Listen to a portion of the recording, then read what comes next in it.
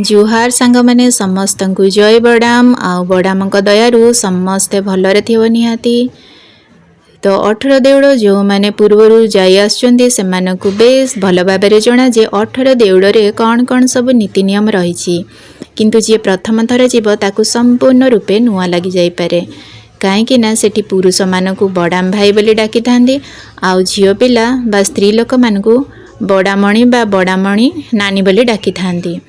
कहीं ना तार गोटे विशेषत्व या रही जे आमे जेहेतु हिंदू धर्म को मानि आसचु बा हिंदू देवादेवी मानक पूजा करी आसचु तो बाकी दिन गुड़िक आम घरे थी अन्य देवादेवी को पूजा करुचु किंतु वर्ष को थरुटे आमको आम इष्ट देवता बुढ़ा रजार सेवा करने सुजोग मिलूँ।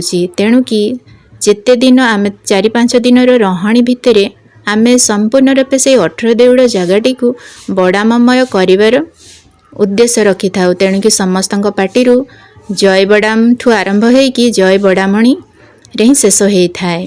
आ समस्ते हस खुशी रे पुओ झियो माने कथबार्ता होती समस्ते समस्त सहित भल व्यवहार करते आ आराम रे निज निज मानसिक रखी घर को फेरी था। ये थिला ए आम 18 देउड़ विषय छोट इनफॉरमेशन टीए जदि आपण मानकु भल लगी थाए ताहले निश्चित लाइक करिवे सब्सक्राइब करिवे आउ जदि भल लगी थाए अधिक ताहले शेयर मध्य कर देबे।